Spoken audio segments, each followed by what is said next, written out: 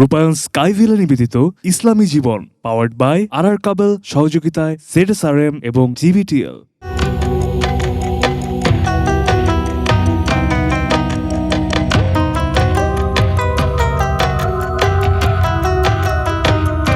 আসসালামু আলাইকুম ওয়া রাহমাতুল্লাহি ওয়া বারাকাতুহু। ইয়া রাব্বি লাকাল হামদ কামা ইয়ানবাগি লিজালালি ওয়াজহিক ওয়া আযীমি সুলতানিক। প্রিয় দর্শক, আপনাদের সকলকে স্বাগত জানাচ্ছি রূপায়ণ স্কাইভিলা নিবেদিত ইসলামী জীবন অনুষ্ঠানে, পাওয়ার্ড বাই আর কাবেল, সহযোগিতায় ZSRM এবং GBTL। প্রিয় দর্শক, আজকে এই মাহাতি অনুষ্ঠানে আলোচনার জন্য আমন্ত্রিত হয়েছেন দেশ বরণ্য আলিম, উত্তর বাড্ডা কামিল মাদ্রাসার সম্মানিত অধ্যক্ষ হযরত মাওলানা ডক্টর আনোয়ার হোসেন মোল্লা। আসসালামু আলাইকুম ওয়া রাহমাতুল্লাহি ওয়া বারাকাতুহু। ওয়া আলাইকুম আসসালাম ওয়া রাহমাতুল্লাহি ওয়া বারাকাতুহু। কেমন আছেন? আলহামদুলিল্লাহ, আপনি ভালো আছেন? আলহামদুলিল্লাহ। আপনাকে আমাদের আজকে অনুষ্ঠানে স্বাগত জানাচ্ছি। ধন্যবাদ। তো আমরা একটি স্থায়ী একটি বিষয় নিয়ে আমরা আলোচনা করব, সেটি হলো ন্যায়ের আদেশ ও অন্যায়ের প্রতিরোধ। এই বিষয়ে ইনশাআল্লাহ আমরা আজকে আলোচনা করব। তো এ বিষয়ে ইসলামী দৃষ্টিকোণ থেকে আলোচনা করার জন্য আপনাকে অনুরোধ করছি। ধন্যবাদ। আলহামদুলিল্লাহ ওয়াসসালাতু ওয়াসসালামু আলা রাসূলিল্লাহ ওয়া আলা আলিহি ওয়া সাহবিহি আজমাইন, আম্মা বাদ। মুসলমানের জন্য এটা একটা ধারাবাহিক প্রক্রিয়া, একটা কমন কাজ, সার্বক্ষণিক কাজ, এটা চলমান প্রক্রিয়া। আল্লাহ রাব্বুল আলামিন কোরআনে কারিমে বলেছেন, কুনতুম খায়রা উম্মাতিন উখরিজাত লিন-নাস তা'মুরুনা বিল মা'রুফ ওয়া তানহাউনা আনিল মুনকার ওয়া তু'মিনুনা বিল্লাহ। তোমরা শ্রেষ্ঠ জাতি, তোমাদেরকে বানানো হয়েছে মানুষের কল্যাণের জন্য। আর সেই মানুষের কল্যাণটা কিভাবে সাধন করবে? মানুষদেরকে তা'মুরুনা বিল মা'রুফ, ভালো কাজের, কল্যাণকর কাজের, ন্যায়ের কাজের নির্দেশ প্রদান করবে। ওয়া তানহাউনা আনিল মুনকার, এবং মন্দ কাজ থেকে, গর্হিত কাজ থেকে, নিষিদ্ধ কাজ থেকে, অন্যায় কাজ থেকে তাদেরকে ফিরিয়ে রাখবে। ওয়া তু'মিনুনা বিল্লাহ, এবং আল্লাহর প্রতি ঈমান আনবে, বিশ্বাস করবে। আল্লাহ রাব্বুল আলামিন যখন কোনো জনপদে কোনো জনগোষ্ঠীকে ক্ষমতায়ন করেন, তখন বলেছেন যে অগ্রাধিকার ভিত্তিতে প্রথম 4টা কাজ তারা করবে। আল্লাযীনা ইম্মাক্কান্নাহুম ফিল আরদি আকামুস সালাহ ওয়া আতাউজ যাকাহ ওয়া আমারু বিল মা'রুফ ওয়া নাহাউ আনিল মুনকার। আল্লাহ তাআলা বলছেন, আমি যখন কোনো জনপদে কোনো জনগোষ্ঠীকে ক্ষমতায়ন করি, তখন তাদের কাজ হলো, প্রথম কাজ হলো তারা সালাত কায়েম করবে। আকামুস সালাতা, সালাত কায়েম করবে। পুরা পরিবেশটাকে, পুরা সোসাইটিটাকে নামাজ ভিত্তিক বা সালাত ভিত্তিক সোসাইটিতে রূপান্তরিত করবে। যখন যেখানে আজান হয়ে যাবে, তখন সকল কাজ বন্ধ হয়ে যাবে, সালাতের কার্যক্রম চলবে। দ্বিতীয় হলো তারা যাকাতের ব্যবস্থা করবে, অর্থাৎ আর্থিক পুনর্বিন্যাসের জন্যে, দরিদ্র মানুষের দারিদ্র্য দূর করার জন্যে, আর অনেক সম্পদশালী লোকদের লাগাম টেনে ধরে একটা আর্থিক ভারসাম্য আনার জন্য তারা কি করবে? যাকাতের ব্যবস্থা করবে। 3 নম্বর কাজটা বলেছেন যে তারা সৎ কাজের বা ভালো কাজের আদেশ দিবে, ন্যায় কাজের আদেশ দিবে, ইতিবাচক কাজের আদেশ প্রদান করবে। ওয়ানহাউনা আনিল মুনকার, এবং মন্দ কাজ থেকে তাদেরকে ফিরিয়ে রাখবে। এটা আল্লাহ তাআলার পক্ষ থেকে একটা নির্ধারিত ফরজ কাজ। তো নির্ধারিত ফরজ কাজ এটা যখন দেখা যাবে যে এটা অবশ্যই বান্দাদের অন্য সালাত কায়েম করা যেরকম ফরজ, রোজা রাখা যেরকম ফরজ, সম্পদশালী হলে যাকাত দেয়া, হজ করা যেরকম ফরজ, এরকম উম্মার আমরে বিল মারুফ আর নাহি আনিল মুনকার, এই 2টা কাজ করাও কিন্তু তাদের ফরজের অন্তর্ভুক্ত। এটা বাধ্যতামূলক, এই কাজ তাদেরকে করতেই হবে। আমরা এই আমরে বিল মারুফ আর নাহি আনিল মুনকার থেকে দূরে থাকার কারণেই সমাজে কিন্তু অন্যায় ছড়িয়ে যায়। এবং বিশেষ করে ভালো কাজের কথা বলা হয় ঠিক, কিন্তু নাহি আনিল মুনকারটা হয়ই না। এই জন্যে যদিও তা'মুরুনা বিল মারুফ ওয়া তানহাউনা আনিল মুনকারের মধ্যে তা'মুরুনা বিল মারুফ আগে বলা হয়েছে যে ভালো কাজের নির্দেশ প্রদান করবে এবং মন্দ কাজ থেকে ফিরাবে, মুফাসসিরিনগণ বলছেন যে মন্দ কাজ থেকে ফিরাবে এই কাজটা আগে করতে হবে। কারণ মন্দ কাজ বন্ধ না করে ভালো কাজ করা যাবে না। ময়লা আবর্জনা, তারপরে আগাছা, এগুলো যদি রেখে সেখানে বীজ বপন করি তাহলে ফসল ভালো হবে না। যেন আগে আগাছাগুলো পরিষ্কার করতে হবে।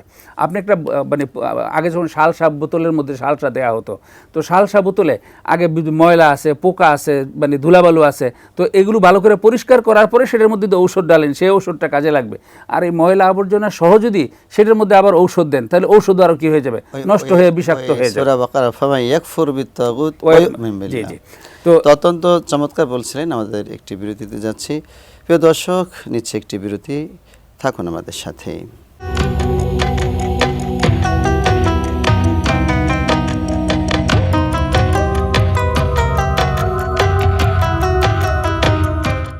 প্রিয় দর্শক, বিরতির পর আবারও স্বাগত জানাচ্ছি এটি নিউজ কর্তৃক নিবেদিত ইসলামী জীবন অনুষ্ঠানে। তো শেখ বলছিলেন যে তা'মুরুনা বিল মারুফ ওয়া তানহাউনা আনিল মুনকার। একটা প্রশ্ন হলো, এই জায়গায় সরকারকে বলা হয়েছে, আর কুনতুম খায়রা উম্মাতিন উখরিজাত লিন-নাস তা'মুরুনা বিল মারুফ ওয়া তানহাউনা আনিল মুনকার। তো এখন এই দায়িত্বটা সরকার প্রতিষ্ঠিত হলো, সরকারের দায়িত্ব এটা, আর ওইটা কি জনগণের দায়িত্ব নাকি না? বিষয়টি কীরকম? এখানে যেখানে ওই একটা জনগোষ্ঠীকে ক্ষমতায়ন করলে চারটা কাজ করবে, এখানে রাষ্ট্রের যারা কর্তা বা সরকার বা দায়িত্বপ্রাপ্ত ব্যক্তি যারা, তাদের ব্যাপারে বলা হয়েছে। কিন্তু আবার ওই যে কুনতুম খায়রা উম্মাতিনের মধ্যে যেখানে বলা হয়েছে, সেখানে উম্মার সকলকেই বলা হয়েছে। আবার আরেক জায়গায় বলা হয়েছে যে একটা নির্দিষ্ট গ্রুপ থাকবে, ওয়ালতাকুম মিনকুম উম্মাতুন ইয়াদউনা ইলাল খায়র ওয়া ইয়া'মুরুনা বিল মারুফ ওয়া ইয়ানহাউনা আনিল মুনকার। তোমাদের মধ্যে একটা টিম এরকম থাকতে হবে অবশ্যই, যেই টিমটা মানুষকে কল্যাণের দিকে ডাকবে। এটা একটা কমন কাজ তাদের। তারা ইয়া'মুরুনা বিল মারুফ, তারা মানুষদেরকে ভালো কাজের নির্দেশ প্রদান করবে, ওয়া ইয়ানহাউনা আনিল মুনকার, মন্দ কাজ থেকে ফিরাবে। এই তিনটে বিষয়কে সামারাইজ করলে আমরা যেটা পাই, প্রথমটা হলো যে সকল নাগরিকেরই আমর বিল মারুফ ওয়া নাহি আনিল মুনকারের কাজ করতে হবে।